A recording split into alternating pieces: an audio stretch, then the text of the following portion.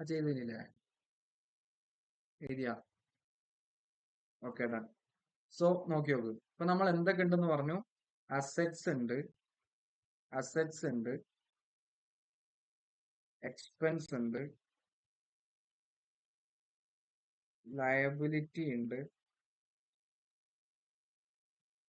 Income ഉണ്ട്, and capital ഉണ്ട് എന്ന് പറഞ്ഞു. ഇതിൽ ക്യാപിറ്റൽ നമ്മൾ എന്താന്ന് മനസ്സിലാക്കി അല്ലേ? ഒരു ഓണർ അയാളുടെ ബിസിനസ്സിലേക്ക് ക്യാഷ് ആയിട്ടോ കൈൻഡ് ആയിട്ടോ ഇൻട്രൊഡ്യൂസ് ചെയ്യുന്നതിനാണ് നമ്മൾ ക്യാപിറ്റൽ എന്ന് പറയുന്നത്. ഇനി അസെറ്റ്സ് എപ്പോ എങ്ങനെയൊക്കെയാണ്, എക്സ്പെൻസ് എപ്പോഴൊക്കെയാണ്, അല്ലെ എങ്ങനെയൊക്കെയാണ്, ലയബിലിറ്റി എങ്ങനെയൊക്കെയാണ്, അതിന്റെ എന്താ പറയാ നോൺ കറന്റ് കറന്റ് അതെപ്പോഴാവണത്, ഇൻകം അതെപ്പോഴാവണത്, ഓക്കെ, അതിലേക്ക് നമുക്ക് ഡീറ്റെയിൽ ആയിട്ടൊന്ന് ഇറങ്ങാം. സോ അതിനായിട്ട് ഫസ്റ്റ് നമുക്ക് എന്ത് നോക്കാം? അസറ്റും എക്സ്പെൻസും നോക്കാം. അസറ്റും എക്സ്പെൻസും നോക്കുമ്പോൾ നമുക്ക് ഒരു എമൗണ്ട് ഇൻകർ ആയിട്ടുണ്ടോ? ഒരു എമൗണ്ട് ഇൻകർ ആയിട്ടുണ്ടാവും. ഒരു എമൗണ്ട് ഇൻകർ ആയിട്ടുണ്ടാവും. ഈ എമൗണ്ട് ഇൻകർ ചെയ്തതിന്റെ മേളിൽ എനിക്ക് രണ്ട് ക്വസ്റ്റ്യൻസ് ആണ് ഉണ്ടാവുക. അതിൽ ആദ്യത്തെ ക്വസ്റ്റ്യൻ ആയിട്ട് ചോദിക്കുകയാണ്, എനിക്ക് ഫ്യൂച്ചർ എക്കണോമിക് ബെനിഫിറ്റ് ഉണ്ടോ എന്ന് ചോദിക്കാം. എന്താ ചോദിക്കുന്നത്? ഫ്യൂച്ചർ എക്കണോമിക് ബെനിഫിറ്റ് ഉണ്ടോ എന്ന് ചോദിക്കാം. അപ്പൊ ഫ്യൂച്ചർ എക്കണോമിക് ബെനിഫിറ്റ് ഉണ്ടോ എന്നുള്ള ചോദ്യത്തിന് എനിക്ക് രണ്ട് ഉത്തരങ്ങൾ ഉണ്ടാവും. അതിലൊന്നാണ് യെസ് എന്നും മറ്റൊന്ന് നോയും ഉണ്ടാവും. അപ്പൊ യെസ് ഇവിടെയും വന്നു, നോ ഇവിടെയും വരും.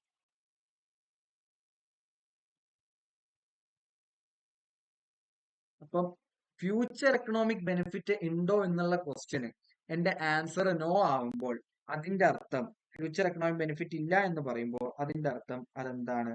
എക്സ്പെൻസ് ആണ്. എക്സ്പെൻസ് ആണ്.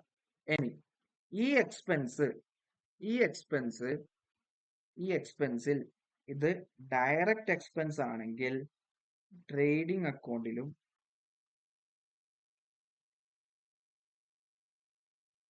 ഇൻഡയറക്റ്റ് എക്സ്പെൻസ് ആണെങ്കിൽ പ്രോഫിറ്റ് ആൻഡ് ലോസിലും പോകും. ഓക്കെ അല്ലേ? അപ്പൊ ഫ്യൂച്ചർ എക്കണോമിക് ബെനിഫിറ്റ് ഉണ്ടോ എന്നുള്ള ക്വസ്റ്റ്യന് എന്റെ ആൻസർ ഇല്ല എന്നാണെങ്കിൽ അതിന് നമ്മൾ എന്തായിട്ട് വിളിക്കും? എക്സ്പെൻസ് ആയിട്ട് വിളിക്കും. ആ എക്സ്പെൻസ് തന്നെ നമുക്ക് രണ്ട് തരമുണ്ട്, ഡയറക്റ്റ് എക്സ്പെൻസും ഉണ്ട്, ഇൻഡയറക്റ്റ് എക്സ്പെൻസും ഉണ്ട്. അതിപ്പോ ഡയറക്റ്റ് എക്സ്പെൻസ് ആണ് എന്നുണ്ടെങ്കിൽ അത് എവിടെ കാണിക്കണം? നമ്മൾ ട്രേഡിംഗ് അക്കൗണ്ടിൽ കാണിക്കും.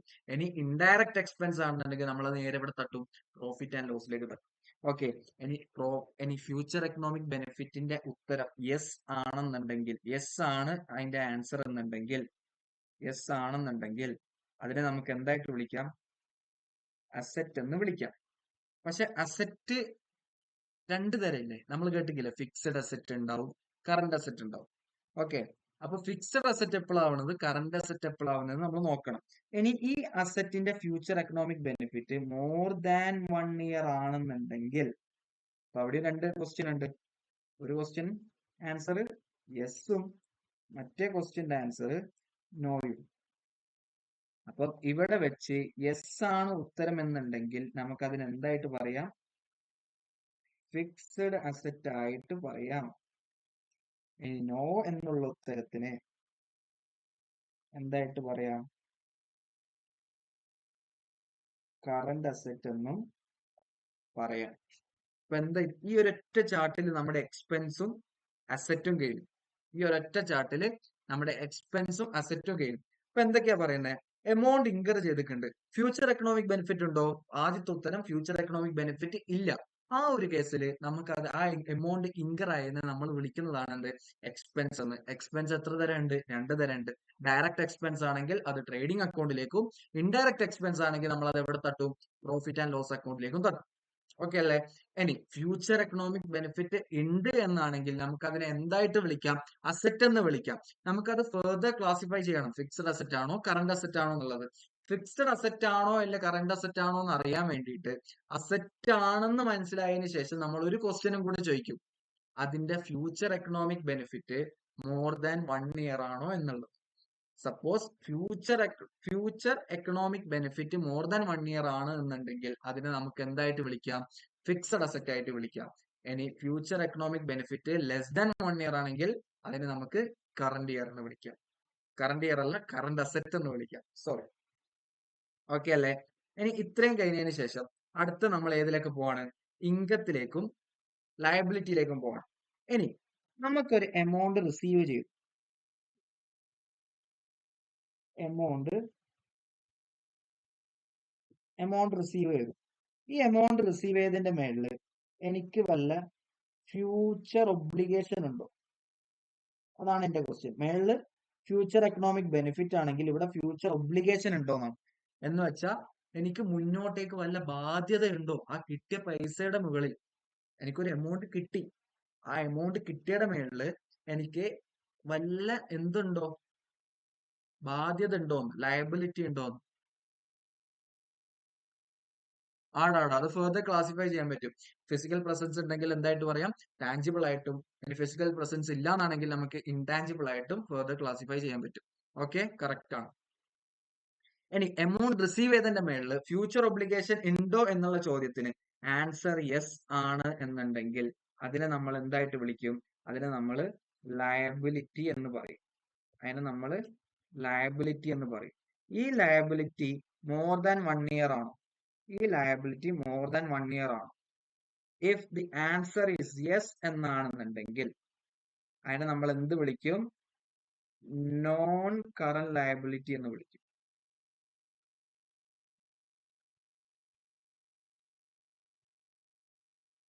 നോൺ കറന്റ് ലയബിലിറ്റി എന്ന് വിളിക്കും. ഇനി ഇതേ 1 ഇയർ അല്ല എന്നാണ് പറയണമെന്നുണ്ടെങ്കിൽ നമ്മൾ ഫിക്സഡ് ലയബിലിറ്റി എന്ന് പറയരുത്, നോൺ കറന്റ് ലയബിലിറ്റി ആണ്. ഓക്കെ, ഫിക്സഡ് ലയബിലിറ്റി എന്ന് ഒരാളും പറയരുത്. ഓക്കെ, ഇനി നോ എന്നാണെന്നുണ്ടെങ്കിൽ നമുക്ക് അതിനെ എന്തായിട്ട് വിളിക്കാം? കറന്റ് ലയബിലിറ്റി എന്ന് വിളിക്കാം. ഓക്കെ ആണോ? സോ ഇവിടെ നോക്കി നോക്ക്, ഒന്നും കൂടെ നോക്കാം. സിമ്പിൾ ആയിട്ട് പറയാതാ, ഫ്യൂച്ചർ ഒബ്ലിഗേഷൻ ഉണ്ടോ എന്നുള്ള ക്വസ്റ്റ്യന് എന്റെ ഉത്തരം യെസ് ആണെന്നുണ്ടെങ്കിൽ അടുത്ത ക്വസ്റ്റ്യൻ എന്താ പറയാ? ആ ഫ്യൂച്ചർ ഒബ്ലിഗേഷനെ നമ്മൾ എന്തായിട്ടാ വിളിക്കുക? ലയബിലിറ്റി എന്നാ വിളിക്കുക. അത് മോർ ദാൻ 1 ഇയർ ആണോ എന്നാണ് അടുത്ത ക്വസ്റ്റ്യൻ. ഇപ്പൊ സപ്പോസ് നമ്മുടെ future obligation more than 1 year ആണ്, യെസ് എന്നാണ് ഉത്തരം എന്നുണ്ടെങ്കിൽ അതിനെ നമ്മൾ എന്തായിട്ട് വിളിക്കും? നോൺ കറന്റ് ലയബിലിറ്റി ആയിട്ട് പറയും. ഇനി നോ എന്നാണ് ഉത്തരം എന്നുണ്ടെങ്കിൽ, എന്ന് പറഞ്ഞാൽ ലെസ് ദാൻ 1 ഇയർ ആണെന്നുണ്ടെങ്കിൽ നമുക്ക് അതിനെ എന്തായിട്ട് വിളിക്കാം? കറന്റ് ലയബിലിറ്റി ആയിട്ട് വിളിക്കാം. ഓക്കെ ആണോ? സെറ്റ് അല്ലേ? ഇനി ഫ്യൂച്ചർ ഒബ്ലിഗേഷൻ ഇല്ലെങ്കിലോ സാറേ നമ്മൾ എന്താ പറയാ? ഫ്യൂച്ചർ ഒബ്ലിഗേഷൻ ഇല്ലെങ്കിൽ സിമ്പിൾ ആടാ, ജസ്റ്റ് ഇവിടെ നോക്കിക്കോ. ഫ്യൂച്ചർ ഒബ്ലിഗേഷൻ ഇല്ല എന്നാണെങ്കിൽ ആൻസർ സപ്പോസ് നോ എന്നാണെന്നുണ്ടെങ്കിൽ നമുക്കതിനെ ഇൻകം ആയിട്ട് കൺസിഡർ ചെയ്യാം. ഇൻകം നമുക്ക് 2 തരം ഉണ്ടാവും. ഡയറക്റ്റ് ഇൻകം ഉണ്ടാവും, അതെവിടെ കാണിക്കണം? നമ്മൾ ട്രേഡിംഗ് അക്കൗണ്ടിൽ കാണിക്കണം. ഇനി ഇൻഡയറക്റ്റ് ഇൻകം ഉണ്ടാവും, IDI ഉണ്ടാവും, അതെവിടെ കാണിക്കണം? അത് നമ്മൾ പ്രോഫിറ്റ് ആൻഡ് ലോസിൽ കാണിക്കും. ഓക്കെ അല്ലേ? ഇത്രേ ഉള്ളൂ. ഇനി അസറ്റ് എവിടെ കാണിക്കണം? ലയബിലിറ്റി എവിടെ കാണിക്കും? അസറ്റും ലയബിലിറ്റിയും ബാലൻസ് ഷീറ്റിലാണ് കാണിക്കുക. ഓക്കെ അല്ലേ? എവിടെയാ പറയുന്നത്? അസറ്റും ലയബിലിറ്റിയും നമ്മൾ എവിടെയാ കാണിക്കുക? ബാലൻസ് ഷീറ്റിലാണ് കാണിക്കുക. സോ ഇതുവരെ ഓക്കെ അല്ലേ മക്കളെ? സെറ്റ് അല്ലേ? ഒന്ന് പെട്ടെന്ന് ക്വിക്കായിട്ടൊന്ന് എഴുതിയെടുത്തോ. മേലത്തെ കഴിഞ്ഞതല്ലേ? നടിയിലത്തെ പെട്ടെന്ന് എഴുതിയെടുത്തോ. എമൗണ്ട് റിസീവ് ചെയ്തിട്ടുണ്ട്, ഫ്യൂച്ചർ ഒബ്ലിഗേഷൻ ഉണ്ടോ? ഫ്യൂച്ചർ ഒബ്ലിഗേഷൻ ഉണ്ട് എന്നാണ് പറയുന്നതെങ്കിൽ അത് 1 ഇയറിനേക്കാൾ കൂടുതൽ ഉണ്ടെങ്കിൽ യെസ് എന്നാണ് അതിന്റെ ആൻസർ എന്നുണ്ടെങ്കിൽ അത് നോൺ കറന്റ് ലയബിലിറ്റിയും. ഇനി 1 ഇയർ വരെ ഉള്ളൂ അങ്ങനെയാണെങ്കിൽ നമുക്ക് അതിനെ കറന്റ് ലയബിലിറ്റി ആയിട്ടും മെൻഷൻ ചെയ്യാം. നോ എന്ന് വരുമ്പം കറന്റ് ലയബിലിറ്റിയും യെസ്സിലേക്ക് മാറുമ്പം അതെന്തായിട്ട് മാറും? നോൺ കറന്റ് ലയബിലിറ്റി ആയിട്ടും മാറും. ഓക്കെ അല്ലേ? പക്കയല്ലേ? ഇതുവരെ ക്ലിയർ ആണോ? സെറ്റ് അല്ലേ? അടുത്ത ടോപ്പിക്കിലേക്ക് പോവാം. ഇതെല്ലാം ജേർണൽ എൻട്രിക്ക് പെട്ടെന്ന് നമുക്ക് ഇതാക്കാൻ വേണ്ടിയിട്ടാണ്. അപ്പൊ നമ്മൾ എന്തൊക്കെ പഠിച്ചു? അസറ്റ് എന്താന്ന് പഠിച്ചു, അസറ്റ് എങ്ങനെയൊക്കെ ക്ലാസിഫൈ ചെയ്യാൻ പറ്റുമെന്ന് പഠിച്ചു, ലൈബിലിറ്റി എന്താന്ന് പഠിച്ചു, അതെന്തൊക്കെ ക്ലാസിഫൈ ചെയ്യാൻ പറ്റുമെന്ന് പഠിച്ചു, ഇൻകം എങ്ങനെയാണ് വരുന്നത്, എക്സ്പെൻസ് എങ്ങനെയാണ് വരുന്നത്, അതേപോലെ തന്നെ ക്യാപിറ്റൽ എന്താന്ന് പഠിച്ചു. ഇനി നമുക്ക് ഡെബിറ്റും ക്രെഡിറ്റും സെറ്റ് ആക്കണ്ടേ? നമ്മുടെ ലെക്ചർ സ്റ്റാർട്ട് ചെയ്യുമ്പോൾ തന്നെ എന്താ ജേർണൽ എൻട്രി നമ്മൾ സെറ്റ് ചെയ്യുന്നല്ലേ? അപ്പൊ ജേർണൽ എൻട്രി സെറ്റ് ചെയ്യും എന്ന് പറഞ്ഞ് തുടങ്ങിയിട്ട് നമുക്ക് ഇനി ഡെബിറ്റും ക്രെഡിറ്റും എങ്ങനെയാ ചെയ്യേണ്ടതെന്ന് പഠിക്കണ്ടേ? ഡെബിറ്റും ക്രെഡിറ്റും ചെയ്യാൻ വളരെ വളരെ വളരെ സിമ്പിൾ സാധനം ഉണ്ട്. അതിലൊന്നാണ് അതിലൊന്നാണ് ഈ സാധനം. DAECLIC. Day click. എന്താ പറയുന്നത്? Day click. അപ്പം ഡേ എന്താണ്, ക്ലിക്ക് എന്താന്നുള്ളത് നമുക്ക് ഇവിടെ എഴുതാം. ഡേ പറയാണ് debit the assets and expenses. Debit ചെയ്യണം അസറ്റും എക്സ്പെൻസും. എപ്പോഴാ ഡെബിറ്റ് ചെയ്യണ്ടേ? അതും പറയണ്ടേ? only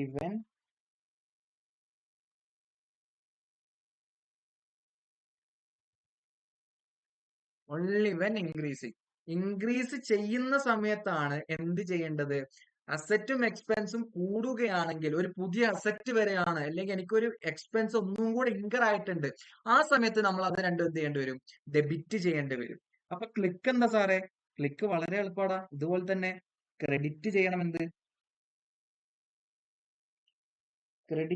എന്ത്? ലയബിലിറ്റി,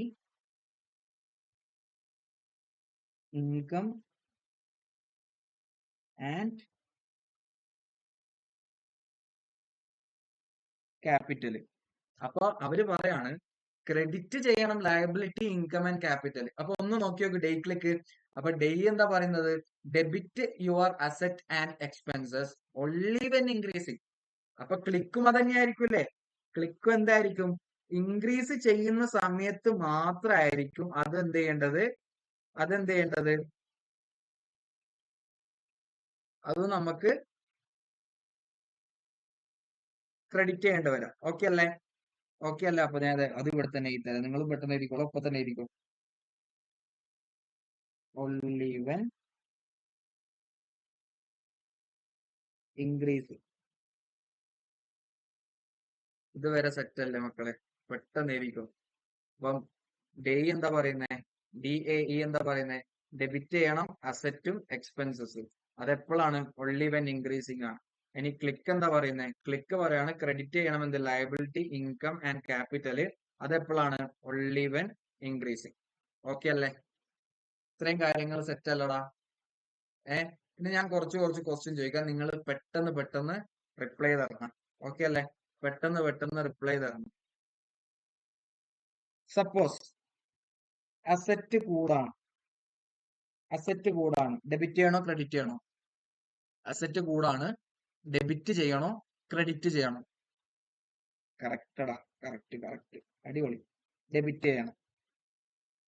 ലയബിലിറ്റി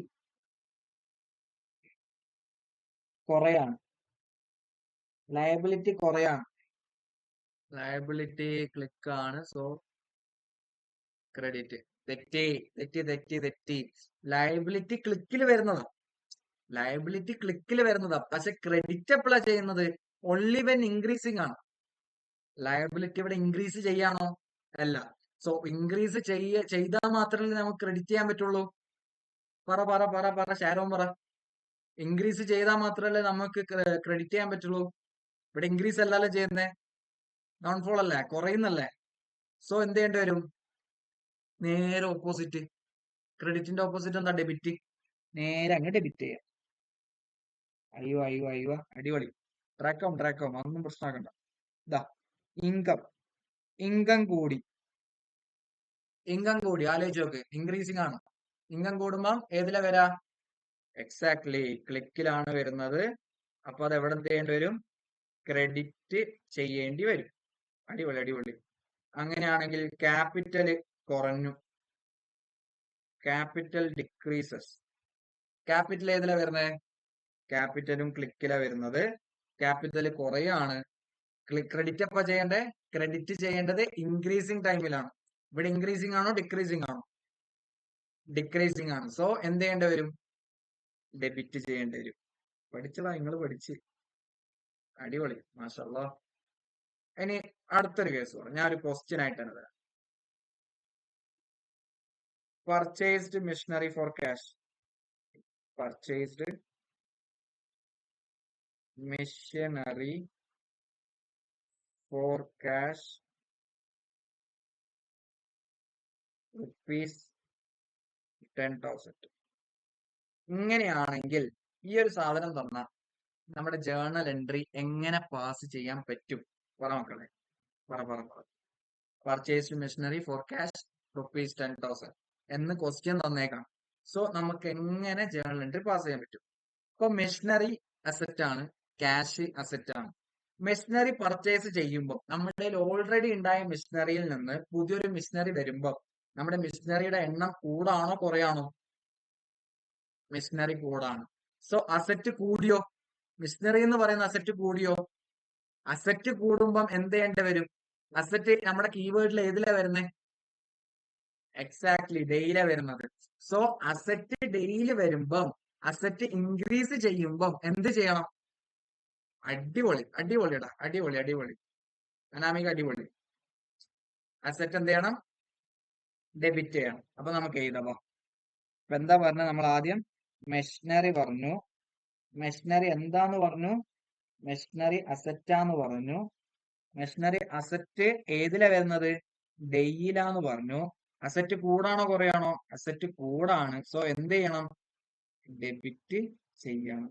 അങ്ങനെയാണെങ്കിൽ എനിക്ക് ഒരാൾ ക്യാഷിന്റെ പറഞ്ഞ, ക്യാഷ് അസറ്റ് ആണോ എക്സ്പെൻസ് ആണോ ഇൻകം ആണോ ലയബിലിറ്റി ആണോ ക്യാപിറ്റൽ ആണോ? എടാ എക്സ്പെൻസ് ആവൂലടാ. അങ്ങനെ എക്സ്പെൻസ് ആവാ? എക്സ്പെൻസ് എങ്ങനെയാവുന്നേ?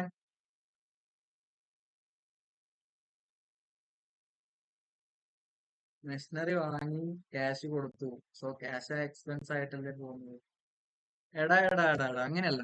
ക്യാഷ് എക്സ്പെൻസ് ആയിട്ടല്ല പോകുന്നത്.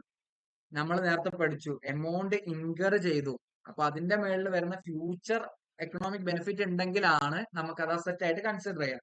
പക്ഷെ ക്യാഷ് എന്ന് പറയുന്നത് നിന്റെ സമ്പത്ത് എന്ന് പറയുമ്പോൾ, നിന്റെ സമ്പാദ്യം എന്നെല്ലാം പറയുമ്പോൾ നിന്റെ ക്യാഷും കാര്യങ്ങളെല്ലാം ഇൻക്ലൂഡ് ചെയ്തിട്ടല്ലേ പറയാ. സമ്പാദ്യം എന്ന് പറയുമ്പോൾ എന്താ പറയാ? അസറ്റ് ആയിട്ടല്ലേ നമ്മൾ കൺസിഡർ ചെയ്യാ, അല്ലേ? ഓക്കെ. സോ ക്യാഷ് കൂടാണെന്ന് പറയുമ്പോൾ, ക്യാഷ് എന്ന് പറയുമ്പോൾ എന്തായിട്ട് നമ്മൾ കൺസിഡർ ചെയ്യാ? അസറ്റ് ആയിട്ട് കൺസിഡർ ചെയ്യാം. ഓക്കെ. അപ്പൊ നീ ഒരു മെഷീനറി പർച്ചേസ് ചെയ്തു. നീ തന്നെ പറ, നീ തന്നെ ഉത്തരം പറ. എനിക്ക് ചാറ്റിൽ മെസ്സേജ് ആക്ക്. ഒരു മെഷീനറി പർച്ചേസ് ചെയ്തു. അപ്പൊ അതിന് ക്യാഷ് കൊടുത്തു. അപ്പൊ ക്യാഷ് കൊടുക്കുന്നത്, ക്യാഷ് എന്താ? അസറ്റ് ആണ്. അപ്പൊ ക്യാഷ് കൊടുക്കുമ്പോൾ ക്യാഷ് കൂടോ കുറയോ? നമ്മുടെ കയ്യിലുള്ള ക്യാഷ് കൂടാണോ കുറയാണോ? കുറയാണ്. ഓക്കെ. അപ്പം അസറ്റ് എന്ന് പറയുന്നത് നമ്മുടെ കീവേഡിൽ എവിടെയാ വരുന്നത്? ഡേ ക്ലിക്കിൽ എവിടെയാ വരുന്നത്? ഡേയുടെ ഒപ്പം. ഓക്കെ. അപ്പൊ ഞാൻ ഇവിടെ ഡേ എഴുതി.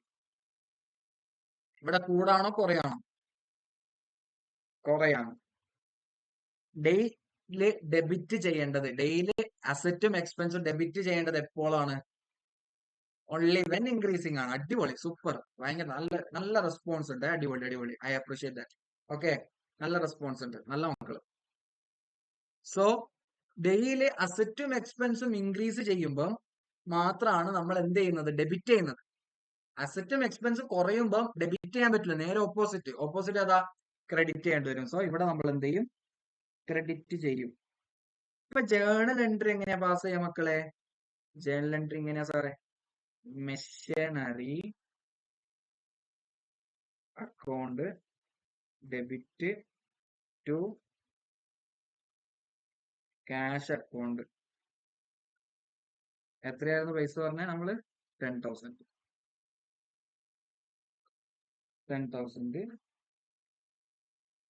ഇങ്ങനെയാണ് വരാം. അതിൽ ഞാൻ നിങ്ങൾക്ക് ഒരു എക്സാമ്പിൾ, ഒരു ചുമ്മാ ഒരു ഇത് പറഞ്ഞുതരാം.